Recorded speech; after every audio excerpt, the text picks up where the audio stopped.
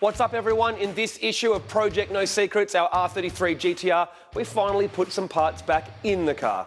Well, temporarily anyway.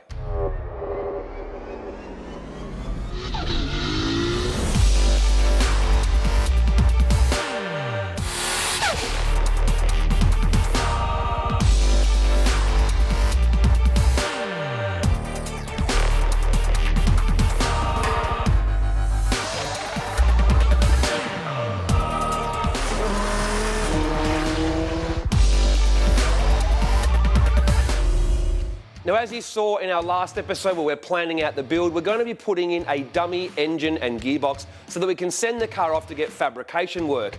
Now, the reason that we're going to do that first before we repair anything is when we do the fabrication work and we know where all of the main things such as exhaust, intercooler pipes, radiator, intercooler, etc. When we know where they all go, then we know what holes we can get rid of, new ones we need to make, etc. So we want to do the dummy fabrication first, pull it all out, and then we'll repair the actual body of the car. Now obviously if you want to put a dummy engine and stuff in, you need to have them, and the joys of having built a couple of engines for our black car, when we first got the black 32 GTR, we also had a spare car we used as a bit of a bitzer. We've done the R34, we had another shell of this we bought. In theory, I've actually already sort of owned 5 GTRs. So we got plenty of spare stuff. So I've got some crappy old block, an old gearbox that Herman lent me that's been underwater at some stage, but it doesn't matter, doesn't need to work. I've got an old head, rocker covers, and a spare sump, etc. And just scrounging through bits, I've found some engine mounts and stuff like that. So essentially, we're going to put the bare essentials into the car right now so we can send it off to get some fab done.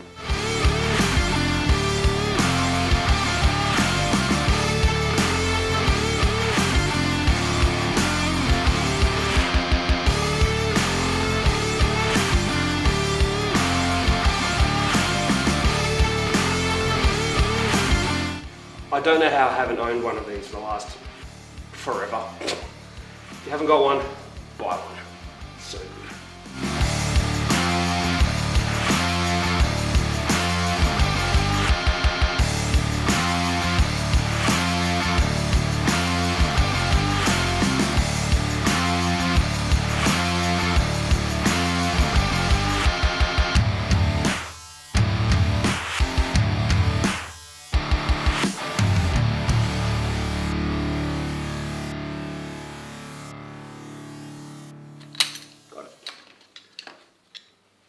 Whoa, she rusty.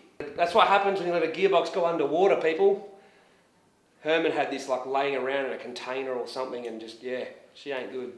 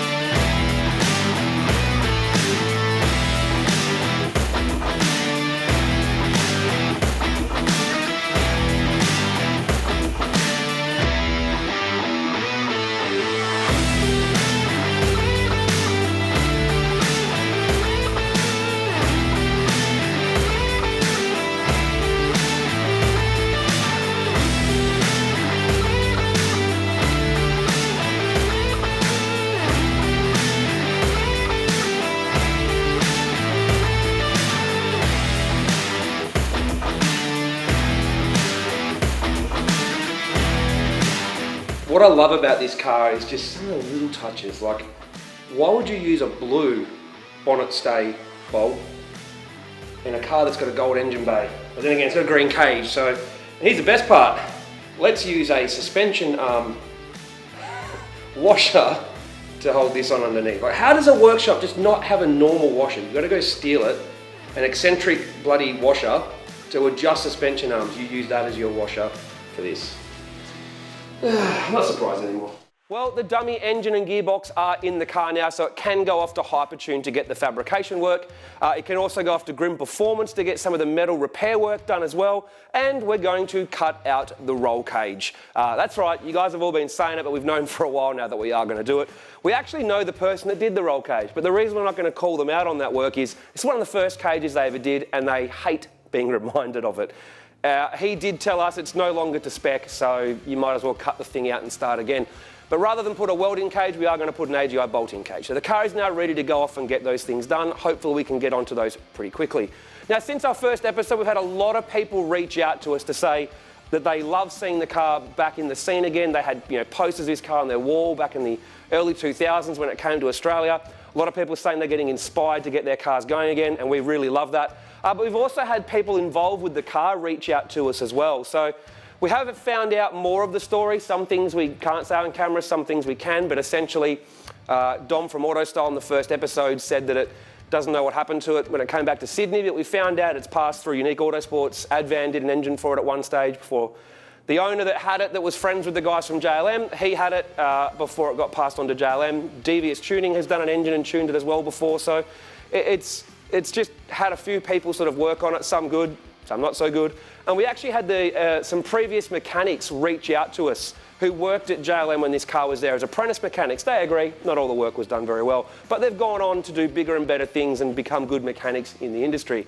But one thing that was quite a cool story we found out is the bonnet that came on the car when it arrived in Australia still exists. And one of the apprentice mechanics that used to work at JLM actually kept the bonnet at home as a memento.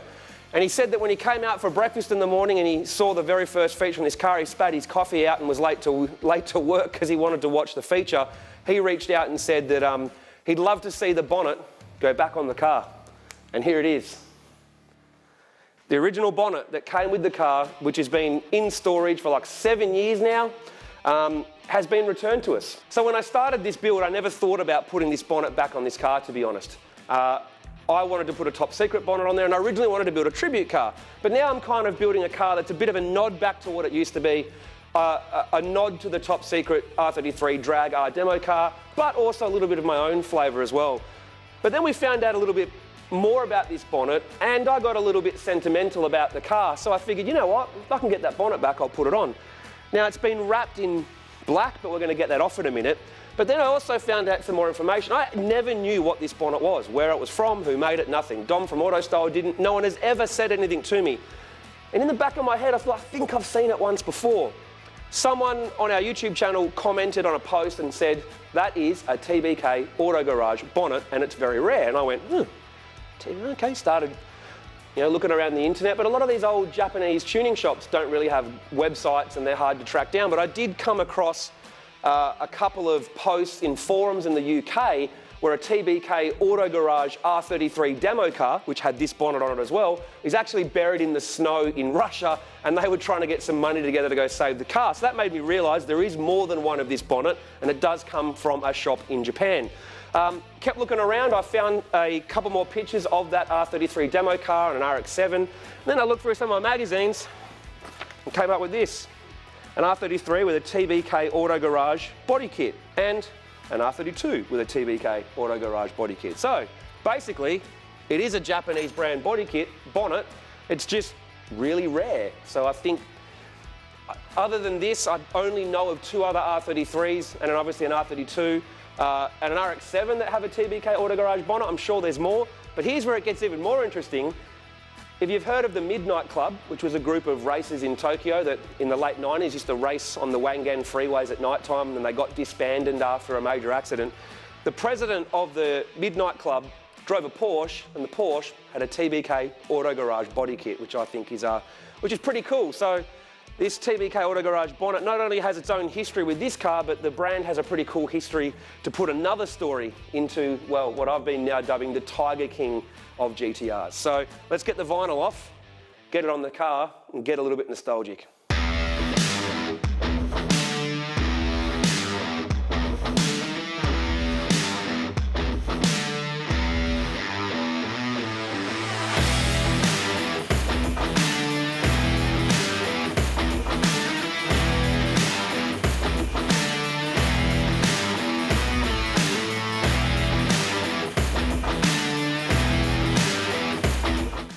each to their own, but I actually really like this bonnet. I liked it when the car first came to Australia.